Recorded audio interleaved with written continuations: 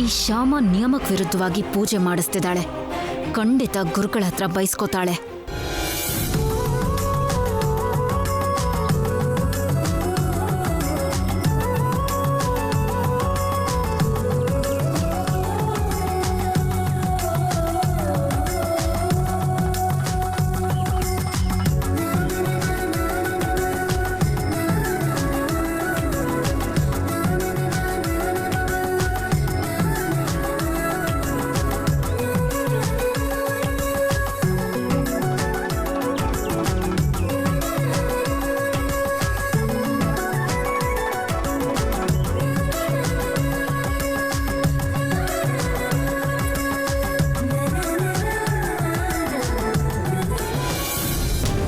ಹೌದಾ? ಹೌದು ಆಂಟಿ, ಇಲ್ಲಿ ಶ್ಯಾಮ ಎಲ್ರೂ ತುಂಬಾ ಇಂಪ್ರೆಸ್ ಮಾಡ್ತಿದ್ದಾಳೆ. ಅತ್ತೇನೂ ಕೂಡ ಇಂಪ್ರೆಸ್ ಮಾಡ್ತಿದ್ದಾಳೆ. ಇಲ್ಲಿಂದ ಹೊರಡೋಷ್ಟ್ರಲ್ಲಿ ಅತ್ತೇನ ಪೂರ್ತಿಯಾಗಿ ತನ್ನ ಬಲೆಯಲ್ಲಿ ಬೀಳಿಸ್ಕೋತಾಳೆ ಅಂತ ನನಗೆ ಡೌಟ್ ಆಗ್ತಿದೆ. ಸಾಧ್ಯ ಆದ್ರೆ ನೀವೀಗಲೇ ಅಲ್ಲಿಂದ ಹೊರಟು ಇಲ್ಲಿಗೆ ಬನ್ನಿ. ನೀವು ಪಕ್ಕದಲ್ಲಿದ್ರೆ ಹೇಗಾದ್ರೂ ಮಾಡಿ ಆ ಶ್ಯಾಮನ್ನ ಸ್ವಲ್ಪ ಕಂಟ್ರೋಲ್ ಮಾಡ್ಬೋದು. ಸರಿ ಐಶ್ವರ್ಯ, ನಾನು ಈಗಲೇ ಹೊರಡ್ತೀನಿ. Thank you. ನೀವು ಹೀಗೆ ಸಡನ್ನಾಗಿ ಇಲ್ಲಿಗೆ ಬಂದರೆ ಯಾಕೆ ಬಂದ್ರಿ ನೀವು ಅನ್ನೋ ಡೌಟ್ ಎಲ್ರಿಗೂ ಬರುತ್ತೇನೋ. ರೂಪರಾಣಿಗೆ ಗುರುಗಳ ಆಶೀರ್ವಾದ ಕೊಡ್ಸೋದಕ್ಕೆ ಇಲ್ಲಿಗೆ ಕರ್ಕೊಂಡು ಬಂದೆ ಅಂತ ಹೇಳ್ತೀನಿ. ಹಾಗಾದ್ರೆ ಸರಿ, ಆದಷ್ಟು ಬೇಗ ಹೊರಡಿ. ಸರಿ ಐಶ್ವರ್ಯ, ಇಡ್ತೀನಿ.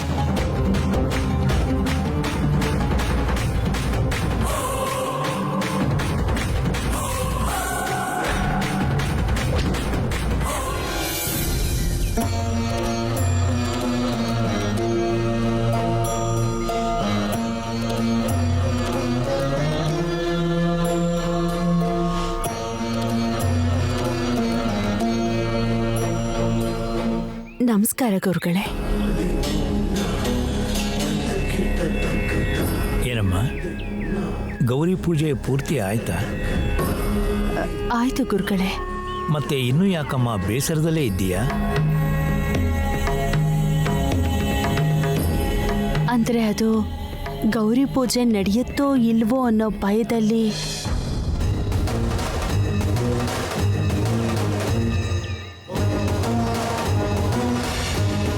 ಆಗಲ್ಲ ಅಂತ ಯಾಕೆ ಅಂದ್ಕೊಂಡೆ? ನಾವು ಪೂಜಾ ಮಂದಿರಕ್ಕೆ ಹೋಗೋಷ್ಟರಲ್ಲಿ ಪೂಜಾ ಮಂದಿರದ ಬಾಗ್ಲು ಹಾಕ್ಬಿಟ್ಟಿತ್ತು ಗುರುಗಳೇ. ಸಂಜೆವರೆಗೂ ಬೀಗ ತೆಗಿಯಲ್ಲ ಅಂತ ಹೇಳಿದ್ರು. ಮತ್ತೆ ಗೌರಿ ಪೂಜೆ ಹೇಗೆ ಮಾಡಿದ್ಯಮ್ಮ? ನನ್ನ ಚಿಕ್ಕ ತಂಗಿಯಿಂದ ಅತ್ತೆಗೆ ಗೌರಿ ಪೂಜೆನ ಪೂರ್ತಿ ಮಾಡೋಕ್ಕಾಯ್ತು.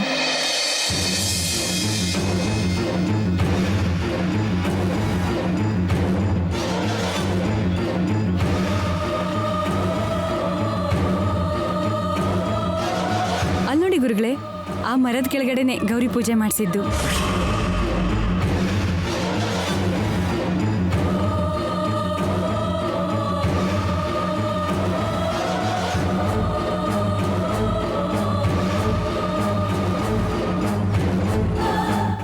ಪೂಜೆ ನಿಯಮಗಳನ್ನ ಹಾಳು ಮಾಡಿದೆ ಅಂತ ಬೈತಾರೆ, ನೋಡ್ತಾ ಇರು.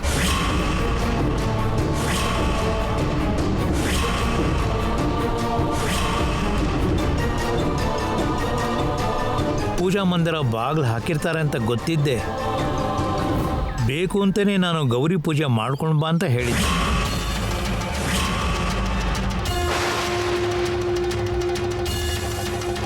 ನಿನ್ನ ಮಾಂಗಲ್ಯ ಬಲಕ್ಕೋಸ್ಕರ ಮಾಡ್ತಿರೋ ಪೂಜೆನೇ ತಾನೇ ಇದು.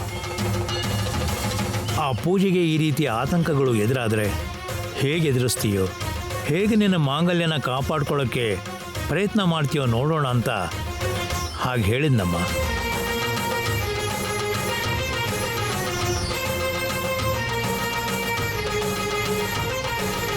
ಭಯ ಅನ್ನೋದು ಬುದ್ಧಿನ ಕೆಲಸ ಮಾಡೋದಕ್ಕೆ ಬಿಡಲ್ಲ.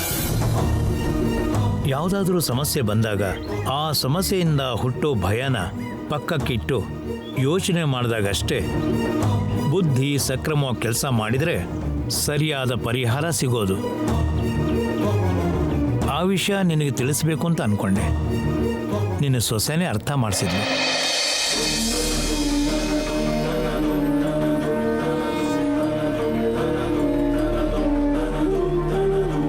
ಇನ್ನು ಮುಂದೆ ನಿಮ್ಮ ಕುಟುಂಬಕ್ಕೆ ಯಾವುದೇ ರೀತಿ ಸಮಸ್ಯೆ ಬಂದರೂ ಕೂಡ ನೀವೇನು ಭಯ ಪಡೋ ಅವಶ್ಯಕತೆ ಇಲ್ಲ.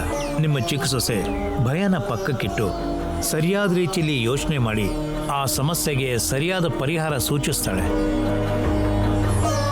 ಎಲ್ಲ ನಿಮ್ಮ ಆಶೀರ್ವಾದ, ಆ ಕೃಷ್ಣನ ಆಶೀರ್ವಾದ.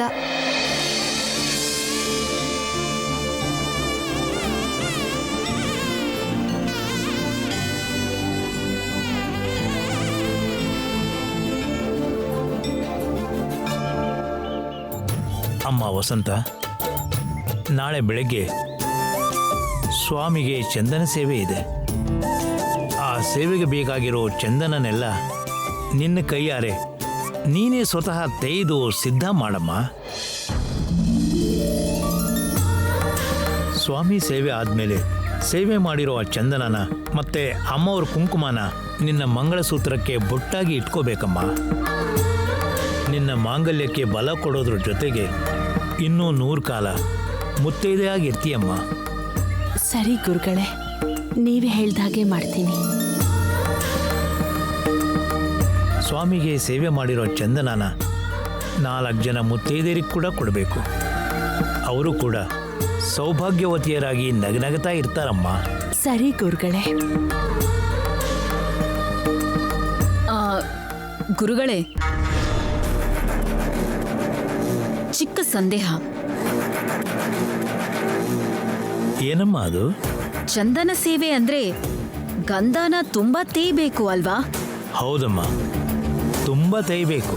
ಅಷ್ಟು ಗಂಧನ ಅತ್ತೆ ಒಬ್ರೇ ತೇಯ್ಬೇಕು ಅಂದ್ರೆ ತುಂಬಾ ಕಷ್ಟ ಆಗುತ್ತೋ ಏನೋ ಗುರುಗಳೇ.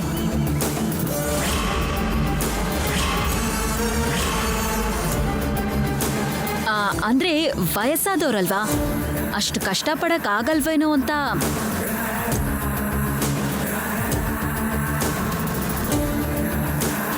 ಅವ್ರ ಮಾಂಗಲ್ಯಕ್ಕೆ ಕಷ್ಟ ಬಂದಿದೆ ಅಂತ ಅಲ್ವಾ ಇಷ್ಟು ದೂರ ಬಂದಿರೋದು ನಿಮ್ಮ ಅತ್ತೆಯವರು. ಆ ಕಷ್ಟನ ದೂರ ಮಾಡ್ಕೊಳ್ಳೋಕ್ಕೆ ಇಷ್ಟು ಕಷ್ಟ ಪಡದೇ ಇದ್ರೆ ಹೇಗಮ್ಮ? ಪಡ್ತೀನಿ ಗುರುಗಳೇ, ಎಷ್ಟೇ ಕಷ್ಟ ಆದರೂ ಮಾಡ್ತೀನಿ. ಬೆಳಗ್ಗೆನೆ ಕೂತ್ಕೊಂಡು ಗಂಧ ತೇಯ್ತೀನಿ, ದೇವರಿಗೆ ಚಂದನದ ಸೇವೆ ಮಾಡ್ತೀನಿ.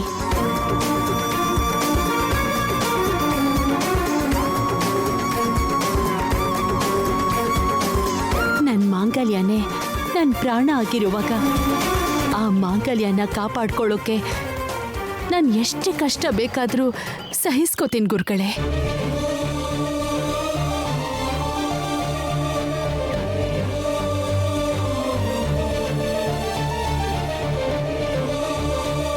ಶುಭಂ.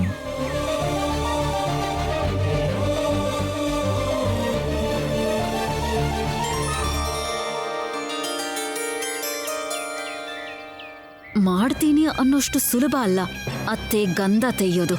ನೋಡೋಣ ಮಾಡ್ತಾರೋ ಇಲ್ವೋ ಅಂತ.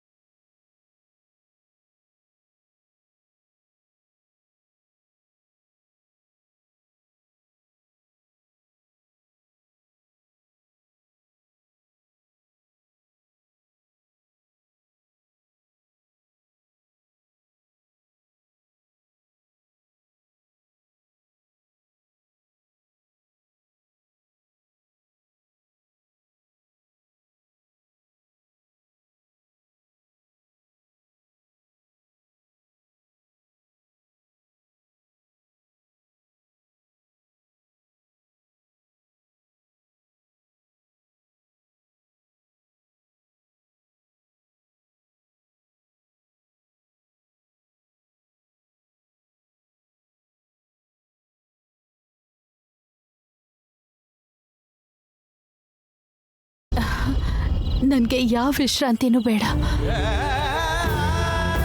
ಬೆಳಕಾಗೋದ್ರಲ್ಲಿ ನಾನು ಈ ಪಾತ್ರೆ ತುಂಬೋಷ್ಟು ನಾನು ಗಂಧನ ತೇಯಲೇಬೇಕು.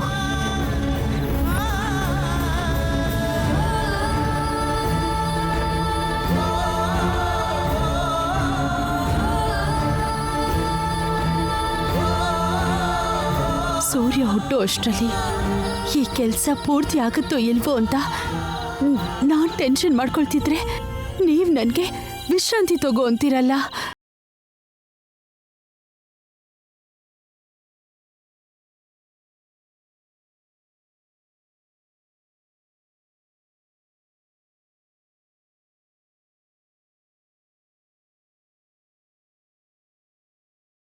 ಮಮ್ಮಿ, ವಸಂತ ಮಮ್ಮಿ, ನೀವು ಹೀಗೆ ತುಂಬ ಟೆನ್ಷನ್ ತೊಗೊಂಡಿರೋದ್ರಿಂದ BP ಹೆಚ್ಚಾಗಿದೆ ಅನ್ಸುತ್ತೆ.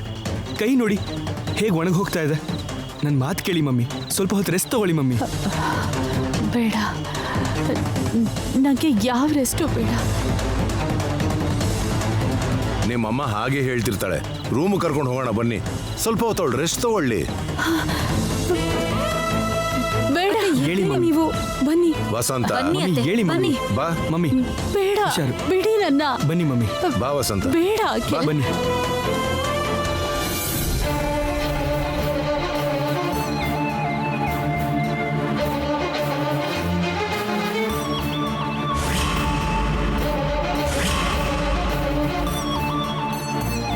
ಸೇವೆ ಮಾಡಿರೋ ಆ ಚಂದನನ ಮತ್ತೆ ಅಮ್ಮವ್ರ ಕುಂಕುಮನ ನಿನ್ನ ಮಂಗಳಸೂತ್ರಕ್ಕೆ ಬೊಟ್ಟಾಗಿ ಇಟ್ಕೋಬೇಕಮ್ಮ. ನಿನ್ನ ಮಾಂಗಲ್ಯಕ್ಕೆ ಬಲ ಕೊಡೋದ್ರ ಜೊತೆಗೆ ಇನ್ನೂ 100 ಕಾಲ ಮುತ್ತೈದೆಯಾಗಿರ್ತೀಯಮ್ಮ.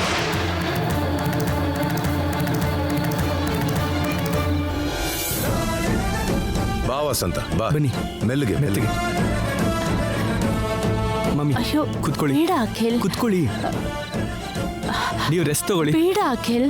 ಅತ್ತೆ ಸ್ವಲ್ಪ ಹೊತ್ತು ಮಲ್ಕೊಳ್ಳಿ. ರೆಸ್ಟ್ ತಗೊಳ್ಳಿ ಮಮ್ಮಿ. ನಂಗೆ rest ಸ್ವಲ್ಪ ಹೊತ್ತು ಏನು ಮಲ್ಕೊಳ್ಳಿ. ಬೇಡ. ಮಲ್ಕೊಳ್ಳಿ.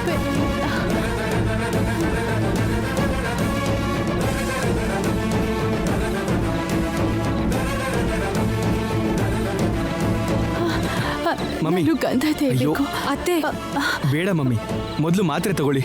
ಬೇಡ ಅಖಿಲ್.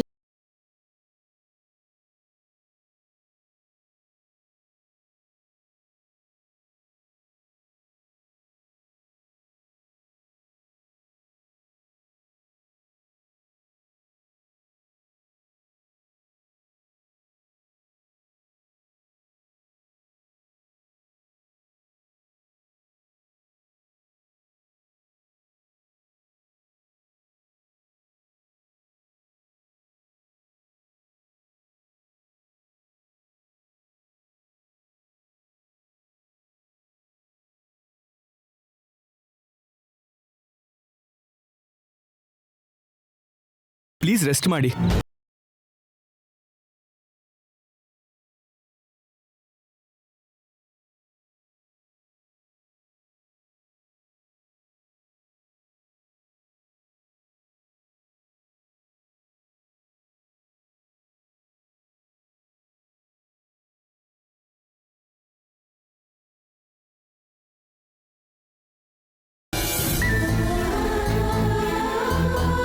ಅತ್ತೆ ಮಾಂಗಲ್ಯ ಬಲಕ್ಕೋಸ್ಕರ ಶುರು ಮಾಡಿರೋ ಈ ಕಾರ್ಯಕ್ರಮ ನಿಲ್ಬಾರ್ದು. ಅತ್ತೆ ಬದಲು ನಾನೇ ಗಂಧ ತೇಯ್ತೀನಿ. ನಾಳೆ ಚಂದನದ ಸೇವೆ ನಡೆಯೋ ಹಾಗೆ ಮಾಡ್ತೀನಿ.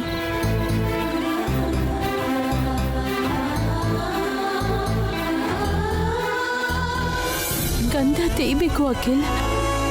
ನಾನು ಹೋಗ್ಬೇಕು. ವಸಂತ, ಒಂದು 10 ನಿಮಿಷ ಕಣ್ಣು ಮುಚ್ಕೊಂಡು ಮಲ್ಕೋ. BP ನಾರ್ಮಲ್ ಆಗುತ್ತೆ. ಆಮೇಲೆ ಬೇಕಾದ್ರೆ ಹೋಗಿ ಗಂಧ ತೇಯುವಂತೆ. ನನ್ನ ಮಾತು ಕೇಳು, ಮಲ್ಕೋ.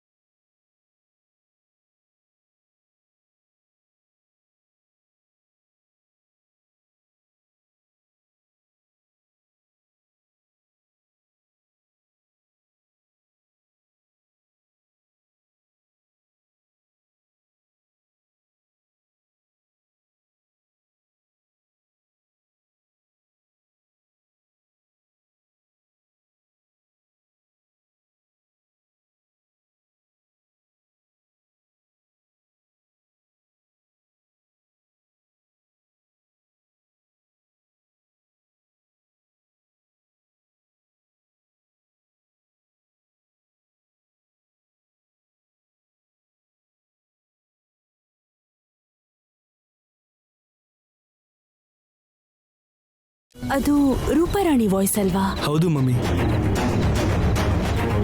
ರೂಪಾರಾಣಿ ಬಂದಿಲ್ಲ ಅಲ್ವಾ? ಆದ್ರೆ ರೂಪಾರಾಣಿ ಹಾಡು ಹೇಗೆ ಕೇಳಿಸ್ತಾ ಇದೆ?